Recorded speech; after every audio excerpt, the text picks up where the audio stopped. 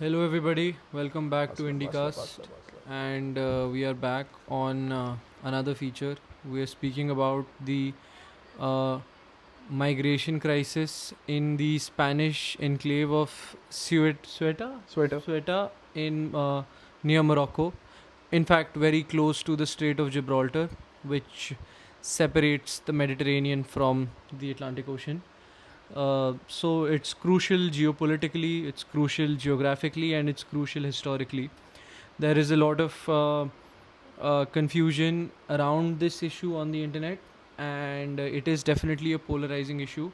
So we just thought we'll do a kind of historical slash political deep dive into what's going on and what the future could look like. So Jay, let's get your opening thoughts. It's a very complicated issue.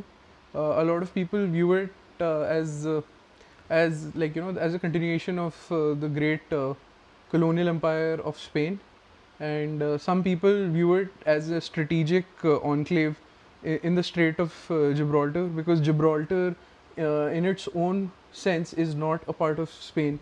It is still with the United Kingdom. So across the strait, Spain also wanted to establish its dominance, and also Ceuta serves as like a it serves as a barricade between quote unquote the North Africans and European Spain. So whenever there has been an incident where a lot of people have tried to enter Spanish territory, Spain always used Ceuta as like a place where they can actually control that immigration and ensure that people don't migrate in en masse. Now you have to view this from the perspective of the Abraham Accords, where Morocco is also a signatory. Where a Where lot of yeah, Gulf states slash African states, yeah, North African Muslim yeah. countries normalize their relationship with Israel. Yes, because the Abraham Accords were signed with Trump overseeing the whole process.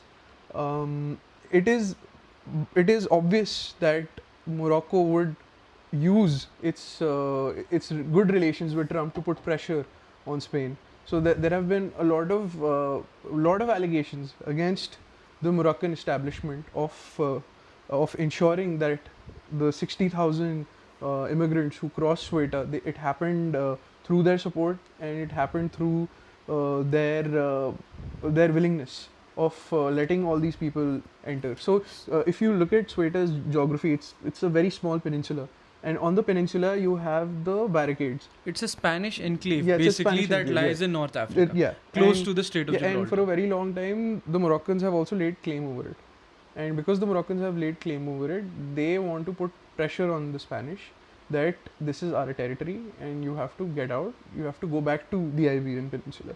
And it is also said that in 2021 Spain and Algeria, both of them were deepening their ties, and because of this Morocco got very irritated, because Algeria has always supported the Sahrawi separatists in Western Sahara of Morocco, and they viewed it as a direct challenge to their control of Western Sahara, which has seen a lot of insurgency and separatist movements. Right. It is said that the Moroccan government has built a massive mud wall across the territories that they control and the Sahrawi insurgents. So after 2020, there were multiple skirmishes between the two groups, which are still ongoing. Yeah, I think, Jay, I want to talk about the recent sort of relations between Spain and Morocco in the last few decades. They can be described as cooperative in on many issues.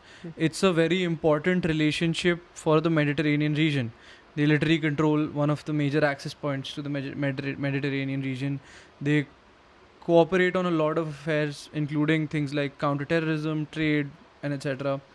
Many EU countries have, in fact, in the past, kind of cooperated and coordinated with their North African partners to help moderate the immigration crisis in EU. So countries like Spain, which are historically very sort of major EU players in France, which also had its set of colonies in North Africa. They've had very good relations with these countries because of historical ties, and also because they sort of need them to control the migration crises that Europe has been seeing, and it's been a polarizing issue in Europe since the Absolutely. early 2010s. Morocco to Iberia is what Turkey is to Eastern Europe and Thrace. Yeah, I guess, yeah. And that's the thing, because they are part of the Abrahamic Accords. So it is natural that their side of the story, or their narrative, is going to be pushed by the Americans. It is said that certain American Republican politicians have also said that Spain controlling Ceuta is nothing but an extension of its colonial rule, or a form of neo-colonialism. Yeah. And coming back to my point, Spain recently has become a very unpopular member of NATO in the eyes of the Trump government. And because it has become unpopular, as it did not give its airspace or its bases to be used against the Iranians, the Americans and the Israelis wanted to use this moment to further their political gains domestically as well.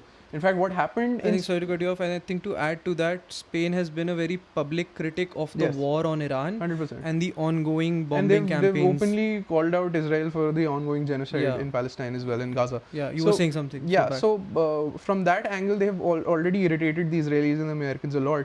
So it's a lot of analysts and security podcasters have also noted this one thing, that very conveniently, like within one day when this incident happened, Trump is actually mentioning this in his domestic rallies, stating that it's a terrible situation that has happened in Spain, and it somehow validates the right-wing propaganda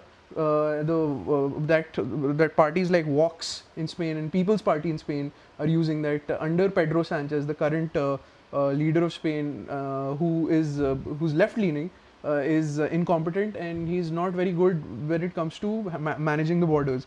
So you have to understand one thing, that most of the migrants to Spain to do menial jobs recently have actually come from the Latin American countries.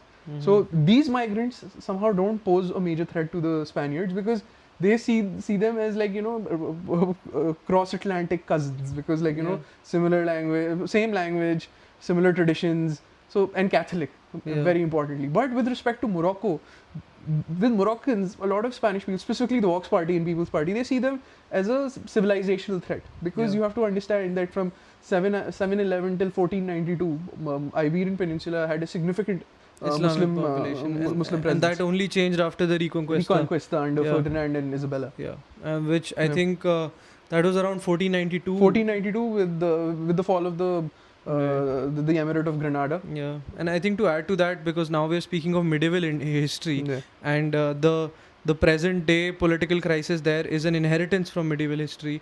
I think 1415 is when Portugal actually first got control of Ceuta, and it was later, I think, in the 15th century, I think close to the 1490s, is when I think the Spanish and the Iberian crowns were merged, and as a result, the Spanish inherited this colony, Yes. which, like a lot of sort of African Union countries, or generally people from a line of like anti-colonial thought have maintained that it's a colony that deserves to be given to the Moroccans, right? Yes.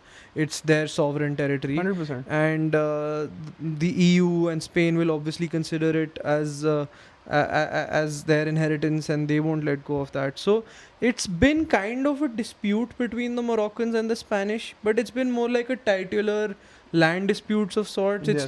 It's not been a point of conflict. I wouldn't call it a flashpoint when it comes to global conflict. Yes, 100%. And I think what we saw recently is not a usual occurrence. In fact, I think a lot of the people who were trying to cross into Ceuta also died. There were a lot Yes, of yeah. deaths. Over 50 people died from what I know. Yeah, and I saw some estimates that show close to 100 and some Crazy. 72,000 some or so 60,000, people tried to enter. 60,000. Yeah, so varying reports, but it's crazy that this can also see heightened tensions, given the fact that this Yeah. is not historically a conflict zone. Yeah. And it's unfortunate as it is, I'm guessing alarming for all of the EU, not just the Spanish. Yeah. So coming back to my point, to understand why the conflict over West Sahara happened is that the region of Western Sahara, Spain withdrew from this area, which was historically called Spanish Sahara in 1975. Then the Madrid Accords happen, and Spain hands over administration to Morocco and Mauritania of that region. Mauritania withdrew from its share in 1979 after heavy losses to the Sahrawi militants, as I had mentioned, right? And a 16-year war followed between the Moroccans and the Sahrawis. And the Sahrawis, they basically called their front the Polisario Front. So, and the mud slash sand wall that I was talking about, Rabat, which is the capital of Morocco, they built a sand wall basically between themselves and the territory that was being controlled by the Sahrawis. And after 2020, the conflict has reignited. So you have a lot of frozen conflicts have reignited all of a sudden. And so with respect to that, the tensions are like high, because after Spain and Algeria started flirting, Morocco thought that the Algerians are supporting these militants. I have to get back at Spain somehow. And because Morocco became a part of the Abraham Accords, it made sense that for this whole right-wing narrative across Europe and the West, it is easy to push in these migrants who are desperate, who are out of jobs, looking for better economic opportunities. It is said there was a proper psyop that was carried out through social media, where they said that the Supreme Court of Spain has said that if any immigrant comes in, they're not going to be forced out. But clearly, we saw what happened, and a lot of people were forced out. They were forced back in. In fact, most of the people who tried to enter Ceuta were sent back immediately. Yeah, that's interesting, Jay. I think I'll take a different route to understanding the same issue. I want to trace a little bit back to uh, earlier last year, I think, when J.D. Vance sort of gave a very provocative speech at the European Union, one of the European Union summits, and ever since then we've seen kind of a deepening of tension between the United States and EU countries, especially when it comes to security guarantees. And this is manifested in many different ways, where many EU countries, like the French, are rebuilding their military. Many EU countries are uh, kind of positioning themselves to be able to defend themselves against, say, a Russian invasion without US support. And many EU countries have their foreign ministers publicly condemn, or at the very least show the absence of endorsement of the American military campaign in Iran. I think this is one of the major, the only probably military campaign in 21st century where the Americans were pretty much on their own, and their EU partners, their Article 5 NATO partners, were not a part of it. So I think that the deepening of tensions between the European Union, which has probably grown to feel more and more isolated from a security standpoint, could see more militarization. Like now they're perceiving external threats not just from, say, Russia. Now they're probably seeing more from the Mediterranean region also, right? 100%. So I'm probably thinking that the middle powers within European Union will see a push towards a militarization Yeah, look themselves. at what Germany is doing. Germany is Yeah. also arming itself. There are a lot of news about Poland also getting pretty. Yeah, in fact, on that note, I was watching a podcast today at the Long Game podcast hosted by the ex-US NSA Jake Sullivan and John Feiner, another important US foreign policy mm, establishment person, and now hosting that podcast. They're hosting the Polish foreign minister, Jay, Mhm. who's married to a reputed American journalist, Anne Applebaum. So he's a Polish married to an American. Mhm. And he said something to the extent of that, listen man, we can defend ourselves against the Russians with or without support. So even if there are like pro-American voices in European Union, you're kind of seeing them getting fatigued with a wars of choice started by the Americans in Iran, and b the fact that they are having to kind of let go of the idea of American security guarantees. Rather, now they have to deal with a White House which can be more and more erratic, where foreign policy can be more and more a subject of how the president feels about a particular issue, rather than it being a very consultative process. So that those are my thoughts, and back to you. 100%. And coming back to Spain, Pedro Sanchez basically issued a blanket amnesty for virtually all illegal immigrants, and that was seen with a lot of disapproval by the Spanish people. Like it was disapproved to the extent of 60%, and obviously this is playing right into the hands of the ideological goals of parties like the Vox and People's Party. Now what has happened is that this situation was exploited by Pedro Sanchez as well, where he got the opportunity of pushing back all of these immigrants and stating that, hey, listen, I am ensuring that most of the workers are getting their rights, but I'm also harsh on the immigrants. I'm not letting more people come in.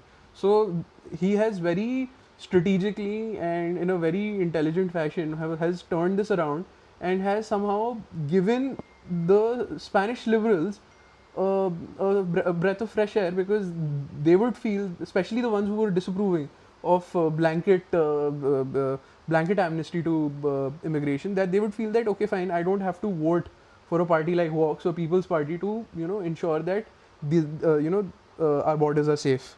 So that is another point. And interestingly, this is where this is somehow confirms how it's not just Pakistan which is being a sycophant towards Donald Trump.